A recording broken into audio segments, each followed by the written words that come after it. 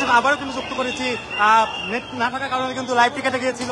শিক্ষকদের কিন্তু সকলকে প্রেস ক্লাবের সামনে থেকে সরিয়ে দেওয়ার চেষ্টা করা হচ্ছে। প্রেস ক্লাবে যারা অবস্থান করছেন তাদেরকে কিন্তু সরিয়ে দেওয়া হচ্ছে যাতে করে কেউ আন্দোলন করতে না পারে আজকে, যেমনটি কিন্তু আপনাদের দেখাচ্ছিলাম।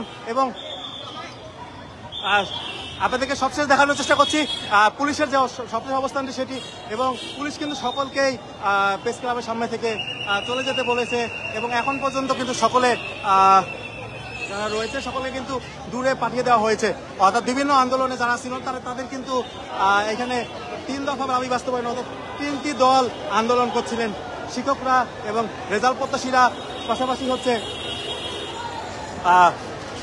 আরেকটি মহিলাদের সংগঠন অর্থাৎ তথ্য আপা, তারা কিন্তু আন্দোলন করছিলেন। পরে দুজনকে সরিয়ে দেওয়া হয়েছে, শুধু তথ্য আপা যারা রয়েছেন তাদেরকে কিন্তু রেখে দেওয়া হয়েছে আমরা যেমনটি দেখতে পাচ্ছিলাম। এবং আপনাদেরকে সবশেষ দেখানোর চেষ্টা করছি।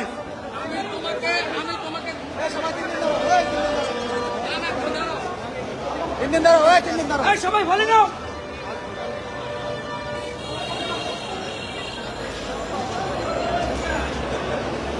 এবং দফায় দফায় কিন্তু প্রেস ক্লাবের সামনে যারা অবস্থান করছিল তাদেরকে পুলিশ সরিয়ে দিয়েছে। এবং পুলিশ যেটি বলছে যে আজকে কোনো আন্দোলন আসলে তাদেরকে এখানে থাকতে দেবে না, অর্থাৎ শিক্ষকরা যারা আন্দোলন করছিল তাদেরকে সরিয়ে দিয়েছেন। এবং পাশাপাশি যারা রেজাল্ট প্রত্যাশী ছিলেন, এনটিএসসি রেজাল্ট প্রত্যাশী, তাদেরকেও কিন্তু প্রেস ক্লাবের সামনে থেকে ধাওয়া দিয়ে অন্য জায়গায় পাঠিয়ে দেওয়া হয়। অর্থাৎ প্রেস ক্লাবের সামনে পুলিশ যেটি বলছেন যে আজকে এই আন্দোলন দুটি অবৈধ এবং এই অবৈধ আন্দোলনের কারণে তাদেরকে ছত্রভঙ্গ করে দেওয়া হয়েছে। অর্থাৎ প্রেস ক্লাবের সামনে থেকে তাদেরকে ছত্রভঙ্গ করে দেওয়া হয়েছে যাতে প্রেস ক্লাবের সামনে থাকতে না পারে। আপনাদেরকে দেখানোর চেষ্টা করছিলাম পুলিশের সবশেষ অবস্থানটি। এবং এর আগে 11টা নাগাদ পুলিশের জলকামান নিক্ষেপ করা হয়েছিল, তখন কিন্তু প্রায় 8 জনকে আটক করা হয় এবং তাদের ব্যাপারে সিদ্ধান্ত আজকে বিকেলবেলা তাদের ব্যাপারে সিদ্ধান্ত গ্রহণ করবে যে আসলে তাদেরকে আটক করা হয়েছে কিনা বা তাদেরকে জিজ্ঞাসাবাদ করা হবে কিনা। সে বিষয়টি কিন্তু আসলে বিকালে রমনা জোনের ডিসি মাসুদ আলম তিনি কিন্তু এই তথ্য জানিয়েছেন যে 8 জনকে আটকের বিষয়টি এবং তাদের বিষয়ে যে সিদ্ধান্ত সেটি কিন্তু বিকেলবেলা এই সিদ্ধান্তটি গ্রহণ করা হবে। ইতিমধ্যে আমরা দেখতে পাচ্ছিলাম যে পুলিশের যে অবস্থানটি সেটি পুলিশ কিন্তু কঠোর অবস্থানে রয়েছেন। এক কথায় বলতে গেলে এলাকায় থমথমে পরিবেশ বিরাজ করছেন। পুলিশ বলছেন যে এদের আন্দোলন করতে দেওয়ার সুযোগ নেই এবং এই জন্যই মূলত পুলিশের যে প্রস্তুতি সেটি কিন্তু গ্রহণ করছে পুলিশ।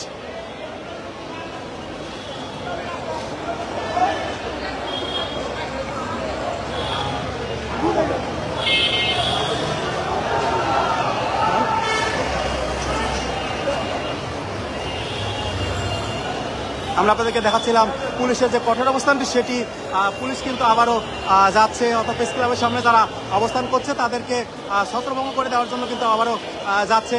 যে বিভিন্নভাবে কিন্তু বিভিন্ন দিক থেকে এই শিক্ষকরা প্রেস ক্লাবের সামনে অবস্থান করার জন্য আসছেন, আমরা আপনাদেরকে দেখাচ্ছি।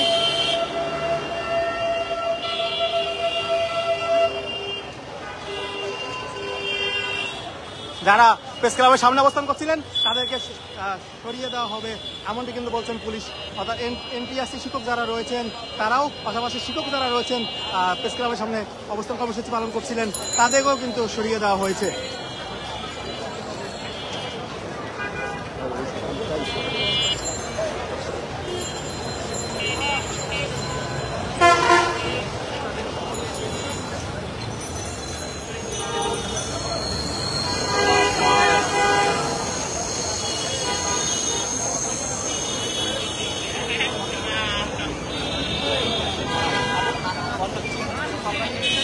আমরা আপনাদেরকে দেখাচ্ছিলাম সবশেষ অবস্থানটি। পুলিশ কিন্তু সকলকে ছত্রভঙ্গ করে দেওয়ার পর ইতিমধ্যে কিন্তু আবারও যে জায়গায় যাচ্ছেন, অর্থাৎ আবারও যদি তারা জড়ো হন তাহলে আবারও কিন্তু তাদেরকে ছত্রভঙ্গ করে দেওয়া হবে এমনটি কিন্তু বলছেন। যে এনটিএসসির যারা ফলাফল প্রত্যাশী তারা কিন্তু আজকে কোনোভাবেই তাদের কোনো কর্মকাণ্ড প্রেস ক্লাবের সামনে করতে পারবে না এমনটি কিন্তু পুলিশের পক্ষ থেকে বলা হয়েছিল এবং বারবার কিন্তু তারা এই জায়গায় প্রেস ক্লাবের সামনে জড়ো হওয়ার চেষ্টা করলে পুলিশ কিন্তু তাদেরকে ছত্রভঙ্গ করে দেয়।